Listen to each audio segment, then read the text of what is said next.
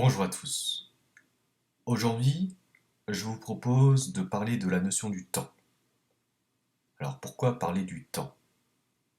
Je ne parle pas de la pluie et du beau temps, je parle du temps, celui que l'on voit sur nos montres, sur nos téléphones. Si je vous demande de définir le temps, vous auriez du mal, moi aussi. C'est sans doute l'un des problèmes philosophiques, scientifiques, le plus dur à définir.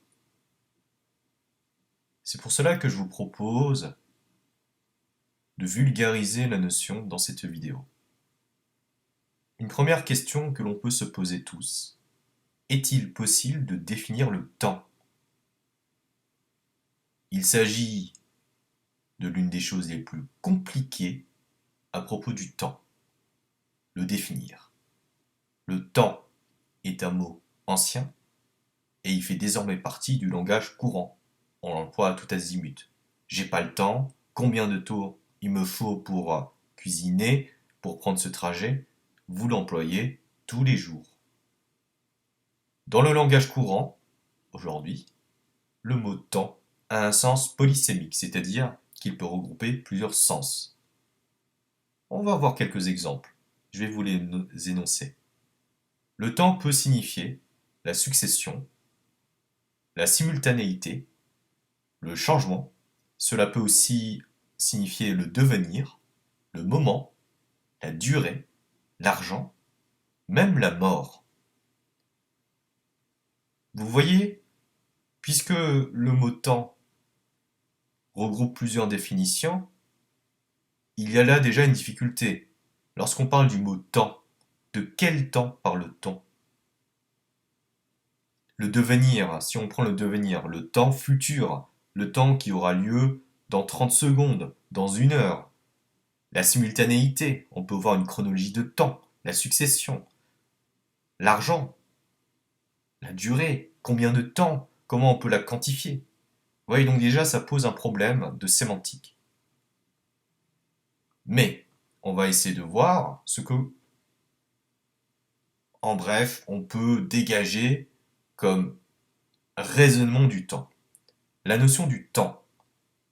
Quand on dit une phrase qui va contenir le mot temps, eh bien le sens que le mot temps acquiert dans la phrase dépend de la phrase que l'on emploie. Donc on ne peut pas demander au langage, à lui seul, de nous éclairer sur le temps. Ça paraît un peu abstrait, donc je vais vous donner un exemple qui est très facile à comprendre. Si je dis je n'ai pas le temps, vous comprenez que je fais référence au temps que je peux voir sur les horloges, sur ma montre. Si je vous dis par contre, le temps n'est pas très favorable pour faire une randonnée. Il fait moche, hein, il y a de la pluie. Là, on comprend qu'on parle du temps, de la météo, du climat. Ainsi donc, le sens que le mot temps acquiert dans une phrase que l'on énonce dépend de la phrase en tant que telle, du sens de la phrase. Ensuite, on va peut-être un peu scientifiser ce mot temps, parce que c'est quand même une notion scientifique aussi. La question qu'on peut se poser historiquement, c'est de savoir quand est-ce que le mot temps est apparu en physique, quand apparaît la notion de temps en physique. On a comme référence Galilée, qui a été l'un des premiers à introduire la notion. Galilée a montré que la vitesse de chute d'un corps dépend de est proportionnelle à la durée de la chute. Alors on va prendre un exemple pour illustrer la définition de Galilée, la définition physique. Par exemple, un corps qui tombe dans le vide, admettons un saut en parachute, vous faites un saut en parachute, vous êtes un corps. Donc vous tombez dans le vide depuis 10 secondes. Eh bien vous allez aller 10 fois plus vite qu'un corps qui tombe depuis 1 seconde. Quelle est la conclusion qu'on peut tirer de cet exemple? Ici, on voit qu'on définit le temps selon une variable physique et pas avec le langage courant. La variable physique, c'est vous qui êtes en train de chuter dans le vide.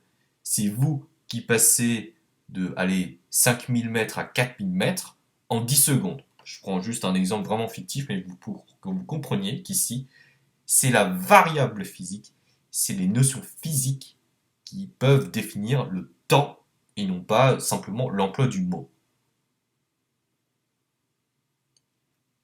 Une autre question très importante pour cette notion que l'on se pose, c'est de savoir s'il existerait plusieurs temps. La réponse est oui. Il y a en effet des temporalités particulières, différentes. Et c'est pour cela que l'on invoque autant de temps différents qu'il y a de temporalités différentes. Je peux vous lister quelques temps pour que ça soit très concret. On peut parler du temps biologique, du temps géologique, du temps psychologique, etc. Même du temps historique. Donc, quand vous invoquez le temps, à quel temps faites-vous référence? Au temps historique ou à votre propre temps, donc psychologique, ou au temps historique, l'histoire avec un grand H? Vous voyez que il y a différents temps et donc des temporalités différentes. Et donc même si on reprend ce que j'ai dit précédemment sur la physique, on ne calcule pas, on ne quantifie pas le temps de la même manière selon la temporalité que l'on invoque. Pour être rigoureux, on admettra toutefois que la science du temps, c'est celle de la physique. C'est la plus précise. Ici, la physique laisse le langage de côté. C'est-à-dire que quand vous voyez le temps défiler sur une montre, ce n'est pas les mots qui peuvent quantifier le temps. Non, c'est une variable physique, quasi mathématique. Et c'est au sein de ce temps physique, pour reprendre celui de Galilée par exemple, que va se déployer des temporalités multiples, je les reprends, biologiques, littéraires, historiques, géologiques, psychologiques, etc.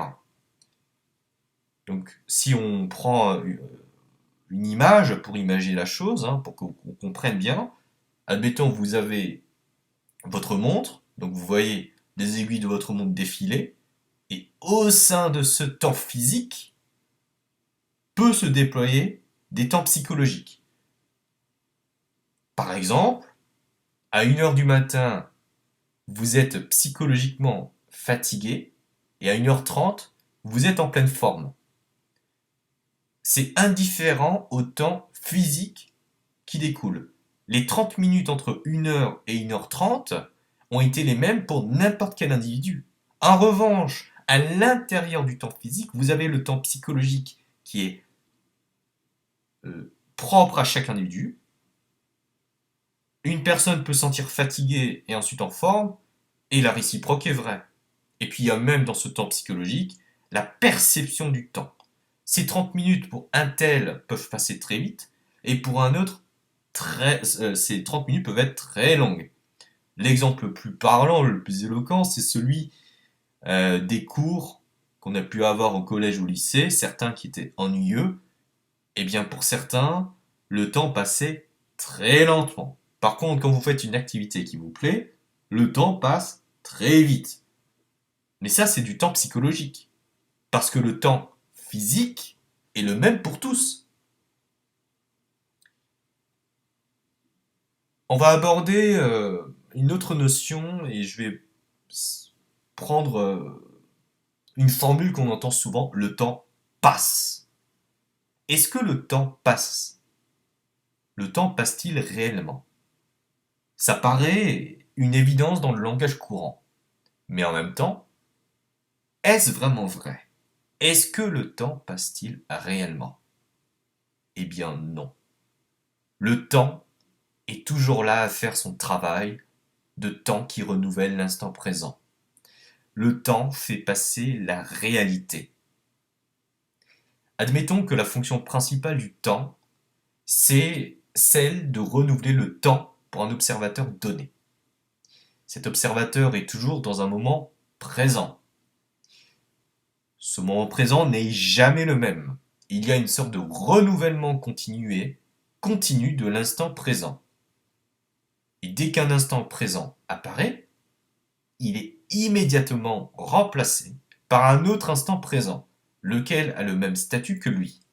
Le temps serait donc le moteur de ce renouvellement qui ne cesse jamais, puisqu'il y a toujours du présent qui est présent. Au moment où vous écoutez ce podcast, vous vivez ce moment présent d'écouter Liam Gig en train de vous faire un podcast sur le temps. Si vous réécoutez ce podcast dans 3 jours, vous vivrez dans un autre présent. Le temps fait donc passer la réalité de toute personne. C'est-à-dire que moi, au moment où je tourne cette vidéo, j'ai mon propre temps. En l'occurrence, on est le 10 février 2024. Peut-être que vous l'écouterez en 2025, en 2026. Donc moi, je suis dans ma réalité, et le moment où, quand je tourne cette vidéo, et lorsque vous écouterez cette vidéo, vous serez dans votre réalité. Et moi, je serai peut-être en train d'éplucher des patates, ou de lire un livre, ou de faire des courses. Autre question qu'on se pose, le temps passe-t-il en physique? Ici, on va convoquer Newton, très connu en physique. Newton défend en effet l'idée que le temps ne change pas au cours du temps sa façon d'être le temps. Oui, c'est un peu abstrait, donc je vais être un peu plus explicite. C'est une idée ambiguë. L'idée de Newton soutient que le temps, à la fois, passe, qu'il y a un cours du temps, et d'autre part, ne passe pas, car c'est toujours le même. On parle bien du temps physique. Le temps physique, il est invariable. Au XXIe siècle, le temps sera toujours le même. Au XXIe aussi. Sauf à démontrer en physique qu'il y aurait une accélération physique du temps. Mais ça n'a pas été prouvé jusque-là. Mais il y a un cours du temps. Tout de même, pour Newton. En fait, le temps en tant que tel ne décide pas de changer, de ralentir. Quand moi, je tourne cette vidéo, je n'ai pas l'impression que le temps change. Là, soudainement, décide d'aller très rapidement et je parle en accéléré comme ça. Non. Si je vous ai parlé comme ça, c'est parce que c'est moi qui parle en accéléré. Mais c'est pas le temps qui fait que je parle en accéléré. Au contraire, si le temps décide de lui-même de ralentir, je parlerai comme ça. Sauf qu'en fait, c'est moi qui parle comme ça. Vous avez bien compris. Donc le temps, pour certains, passe en physique, pour d'autres, non. Une autre question se pose. Partir de quel type de temps pour le définir? Puisqu'on a vu qu'il y a une pluralité de temps, en premier le temps physique, mais qu'il y en a d'autres. Dès lors qu'on porte sur la notion du temps une démarche analytique, par une critique du vocabulaire ou par un examen logique de ce qu'on peut insérer à partir de lui, on tombe sur des difficultés de définition. Est-il préférable de partir de la physique, donc des équations divergentes, physique classique, relativité, mécanique quantique, théorie quantique des champs, ou de d'autres temps, géologiques, météorologiques, littéraires, historiques? Ça, c'est crucial pour comprendre la notion du temps, méthodologiquement, à partir duquel on part pour le définir. Et parce qu'il y aura une pluralité de sens différents. Alors autant le temps physique va nécessiter le travail de scientifique, moi je ne suis pas un scientifique, je ne suis pas capable de créer une horloge, de le quantifier, et puis de toute façon on aura besoin de logiciels, d'ordinateurs, mais même si nos ancêtres ont réussi à mettre en place des dispositifs, des outils, franchement, chapeau bas, parce que pour mettre en place des outils comme le temps, il fallait le faire.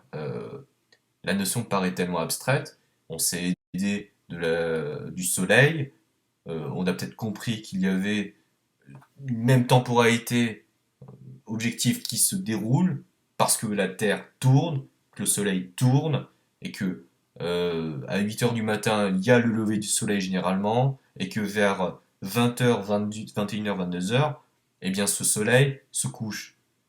Donc on a réussi à quantifier le temps. Et on a défini, par la mise en place des outils, un temps physique en se basant sur des équations, des calculs. Autre question que l'on se pose, partir du point de vue du physicien pour penser le temps. Et là, je ne suis pas moi-même physicien, mais rentrons dans cette hypothèse. Parlons du temps en physicien. On doit toujours le faire en invoquant le formalisme utilisé pour dire ce qu'il est. On doit donc tenir compte de la méthode et du point de vue du physicien. Le temps de Newton n'est pas le temps d'Einstein. Le temps n'est donc pas indépendant des formalismes. Einstein quantifie, va utiliser ces équations pour définir le temps, Newton en utilise d'autres. Peut-être que ça aboutit, ça converge à une même définition, peut-être ça diverge, mais le fait est que le formalisme, les outils utilisés pour analyser, quantifier, décrire, figer le temps sur papier, dépend des formalismes que l'on invoque. Avant-dernier propos, on va parler d'équations et de fonctions. On reprend le cas des physiciens. Pour rendre le temps objectivable, le physicien prend des équations et il va constater si ces équations sont efficaces. Autrement dit, il va tenter de les vérifier. Vérifier que ces hypothèses correspondent à la réalité objective du temps. On dispose à ce jour de théories physiques efficaces, et ces théories physiques essayent d'imaginer, s'agissant du temps, ce que les équations de la physique diraient du temps si elles pouvaient parler. Oui, parce que le temps en tant que tel, bien qu'on en ait une idée un peu plus concrète, en ayant bien défini, mais surtout on peut l'observer, vous regardez vos aiguilles défiler, c'est nous, les êtres humains, qui avons fait parler le temps. Ce n'est pas le temps lui-même qui se montre. Les équations de la physique peuvent ainsi dire du temps quelque chose que le temps lui-même ne peut pas dire. De toute façon, est-ce que vous imaginez des animaux ou le soleil ou une étoile dire ce qu'est le temps? Non. Visiblement, l'être humain disposant d'un degré de conscience est en mesure de se rendre compte qu'il y a un phénomène qui se joue et donc va le décrire via des équations. Donc il va constater, le physicien, grâce à des équations, si elles sont efficaces et concordent et permettent de décrire le temps. Dernier propos. Ne le prenez pas mal, puisque je suis aussi dedans, dans la population, il y a les physiciens d'un côté et puis le reste. Eh bien, le temps des physiciens, par exemple d'un Newton, d'un Einstein, d'un Galilée, est totalement indifférent à la perception que nous en avons. Que moi je dis subjectivement que le temps passe vite, lentement quand je tourne cette vidéo, je voulais bien l'air très trivial, mais Einstein s'en fout. Il verra que Liam Gig a mis plus de 10 minutes et on peut l'objectiver, on peut le voir avec un timer. Moi, peut-être que oui, mais non, c'est passé très vite quand j'ai tourné cette vidéo. Mais non, non, non. Le temps des physiciens est différent du temps des autres. Je me permets de développer la notion du temps psychologique. C'est celle qui vraiment m'a le plus intrigué. Le temps, psychologiquement, c'est quoi déjà? C'est le temps que nous-mêmes, vous, moi, eux, ils, elles, percevons. Comment on le perçoit? Rapidement, lentement, normalement? Et il faut tenir compte ici de l'âge. On a souvent, et je l'ai cherché, tendance à dire que le temps passe plus vite lorsqu'on prend de l'âge. L'explication pourrait être simple, je vais en avancer une. Essayez de vous imaginer à nouveau quand vous étiez enfant, à l'âge de 10 ans. Eh bien normalement, à 10 ans, vous découvrez beaucoup de choses. Vous allez à l'école, vous jouez, vous découvrez de nouveaux lieux, vous apprenez de nouvelles langues, vous touchez des choses, vous mangez de nouvelles choses. Ok. Donc, le temps ici, en plus, c'est la première fois que vous abordez le temps, puisque vous avez 10 ans d'existence. Ok. Maintenant, quelqu'un qui a 26 ans, 34 ans, 50 ans. Il ne va pas découvrir le monde, vivre le monde de la même manière qu'un enfant de 10 ans. C'est-à-dire qu'il ne va pas s'extasier devant le fait d'apprendre des mots courants ou d'observer le soleil. Il aura tellement fait de fois. Et donc le temps, en ce sens, passe plus vite. Pareil, je reprends un autre exemple, celui des cours. Quand on est enfant, il y a des cours qui étaient ennuyeux, chiants à mourir. Le temps passait très lentement. Mais en fait, le temps, du point de vue de l'adulte, on va prendre le cas du professeur, peut passer très vite. Parce que lui, il va donner son cours, il est passionné et il va tartiner de connaissances ses élèves. Ses élèves n'en peuvent plus, c'est ennuyeux. Mais en fait, le prof, de son point de vue, comme il est passionné, le temps, pour lui, va passer très vite. Psychologiquement, c'est très intéressant. Et là, ça demande un travail de tout à chacun pour maîtriser le temps, parce que c'est sans doute la denrée la plus rare. Au-delà de l'argent, la denrée la plus rare, c'est le temps. Donc il existe des outils de gestion, bien sûr, mais pour quantifier, pour optimiser votre temps, certes, mais même si vous l'optimisez, mais que vous ne vous sentez pas à l'aise, le temps, psychologiquement, passera très très très lentement.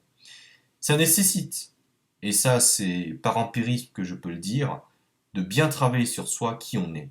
Généralement, quand on est heureux, quand on est aligné avec soi-même, c'est-à-dire professionnellement aligné avec ce que l'on veut, on a trouvé une passion, des passions, on a trouvé des amis, une famille, un groupe de connaissances, bref, qu'on s'épanouit, alors le temps passe vite. Et c'est tant mieux.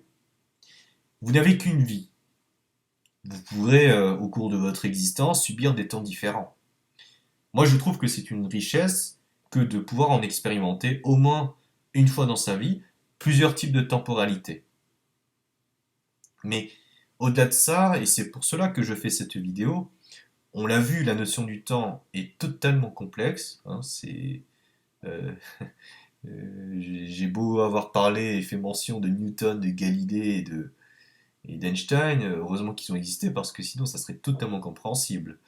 Euh, mais je pense que une fois dans sa vie, si vous pouvez en parler avec vos proches, avec des personnes, et juste demander comment définis-tu le temps, et vous verrez que généralement, c'est très difficile. Moi, j'utilise un support pour vous en parler. Évidemment, le temps que je peux mieux le définir avec mes mots, sémantiquement, on l'avait vu au tout début que c'était difficile, la sémantique, parce que ça regroupe plusieurs temps et il y a différents sens quand on l'emploie. Et je peux en parler, mais parce que c'est de l'empirisme, c'est de l'expérience. Mais c'est, c'est évidemment un sujet scientifique. Alors on peut le faire de manière littéraire, pourquoi pas, mais c'est vrai que le temps physique permet de mieux comprendre le temps et surtout c'était faut essayons d'imaginer en fait le 21e siècle sans téléphone, sans ordinateur, sans horloge. Mais qu'est-ce qu'on ferait en fait? Nos vies seraient totalement déstructurées, désorganisées. Nos sociétés ne pourraient pas se regrouper à tel événement. Quand euh, vous voyez sur votre fil Facebook organisation d'un événement dans une semaine, fête chez Uber, Megateuf chez Marine, vous pouvez en fait savoir où aller, quand, à quel moment. Mais c'est bien parce qu'on a objectivé le temps. Donc on verra, on est au 21e siècle, là on est en 2024 quand je tourne cette vidéo.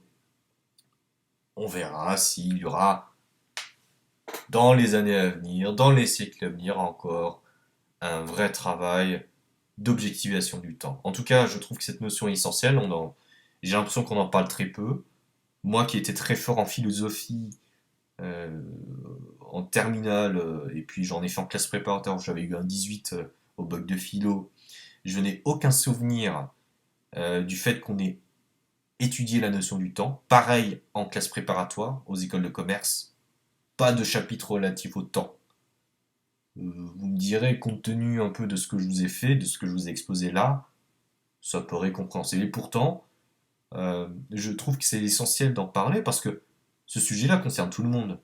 Vraiment. Ça mérite qu'on s'y pose des questions, qu'on y réfléchisse un tout petit peu.